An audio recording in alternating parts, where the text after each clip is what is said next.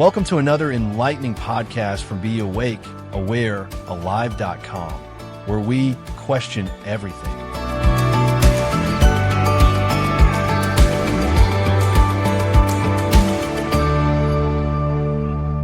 How do I get from where I am to where I want to be?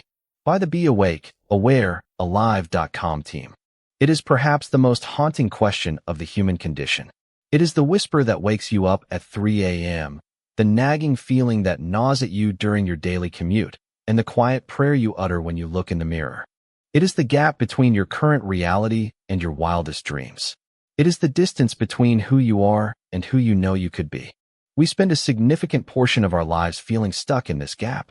We look at the summit of our ambitions from the base camp of our current reality, and the climb seems impossible. The path is shrouded in fog, the rocks look treacherous, and we aren't sure if we have the right gear. The paralysis of the journey often outlasts the pain of staying put. So how do you actually do it? How do you bridge the chasm between the here and the there? The answer is not a straight line, nor is it a magic pill. It is a systematic process of deconstruction, mindset shifting, and intentional action. It is a journey of becoming, not just doing. Part 1. Map the territory, define the there. You cannot reach a destination if you don't know what it looks like. I want to be successful or I want to be happy are not destinations, they are weather systems. They are vague, intangible, and subject to change. To get where you want to be, you must first define it with brutal clarity. This requires moving beyond the abstract. If you want to be successful, what does that look like on a Tuesday morning? Does it mean you are the CEO of a company? Does it mean you have the freedom to work from a beach in Bali? Does it mean you have a specific amount in your bank account? Does it mean you have written a novel? Grab a journal and a pen. Write down your ideal life in the present tense. Pretend it is 5 years from now, and you have everything you want. What does your house look like?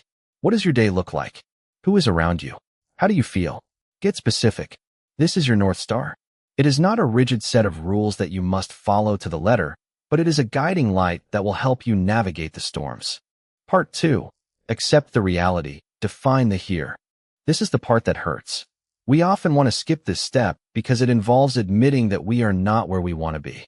It requires looking in the mirror and being honest about our current habits, our toxic relationships, our lack of discipline, and our financial status. This is not about self-flagellation. It is about diagnosis.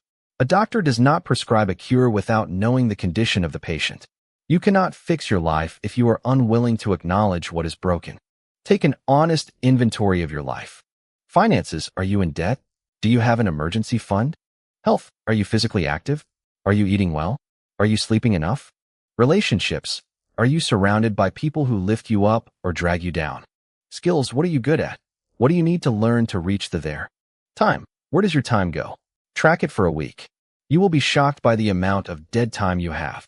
The gap between where you are and where you want to be is often made of your habits. The decision to change the gap is made by your mind, but the execution is made by your daily routines.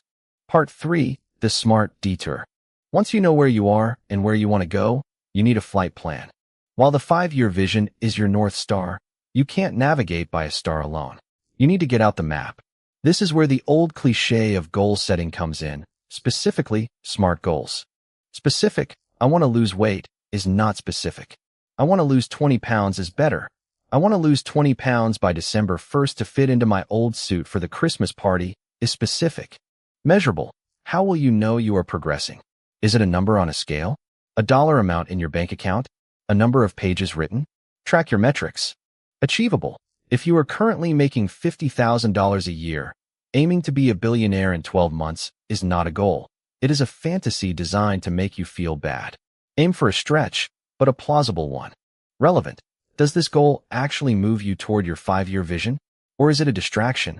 If your goal is to get a promotion, but your ultimate vision is to start your own business, the promotion might actually be a trap. Time-bound, dreams have no deadlines. Goals do. A deadline forces the brain to action. Break your big goal down into yearly goals, then quarterly, then monthly, then weekly. What do you need to do today to move the needle? If your goal is to write a book, your daily goal is to write 500 words. It doesn't sound like much, but it adds up to 182,500 words a year. That is a novel. Part 4. The Unseen Obstacle, the Mindset Shift. Here is the hard truth. You are the architect of your own prison, but you are also the key to your own cage.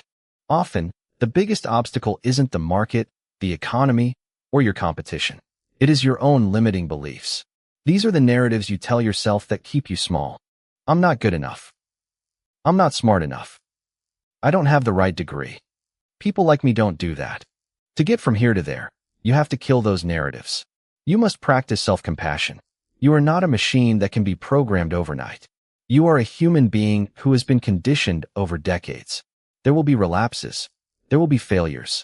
You need to cultivate a growth mindset, the belief that your abilities are not set in stone, but can be developed through dedication and hard work. When you fail, don't say, I am a failure. Say, I failed at this specific task today. The second is a data point. The first is a life sentence. Part 5. The Action Bias, Moving. You can have the clearest map in the world, but if you don't start walking, you will never reach the destination. This is the point where most people get stuck. They wait for the perfect moment, or for the fear to disappear. The fear never disappears. Courage is not the absence of fear. It is the willingness to act in spite of it. Start moving.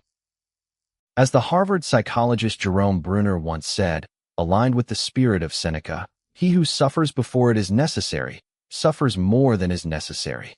Stop suffering in your head about the difficulty of the journey. The first step is almost always the hardest. Gravity seems to weigh you down.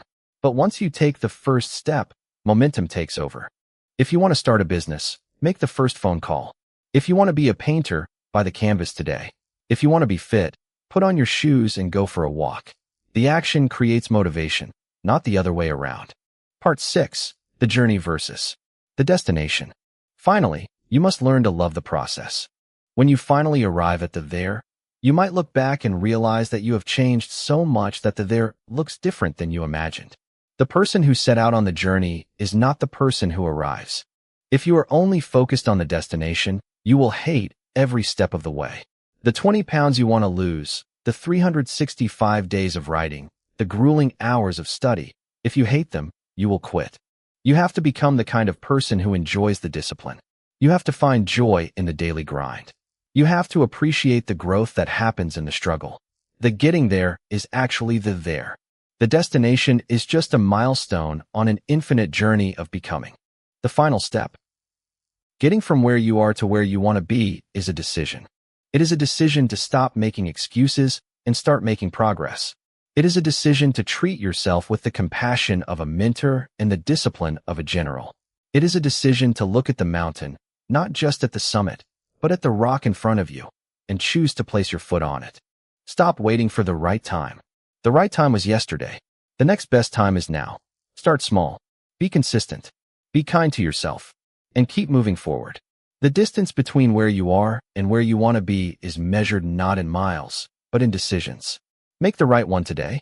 Don't forget to sign up to our mailing list, follow our social channels, donate if you're able, and question everything, with more free blogs and life-changing books at BeAwakeAwareAlive.com. Thanks for listening to another enlightening podcast from BeAwakeAwareAlive.com, where we question everything.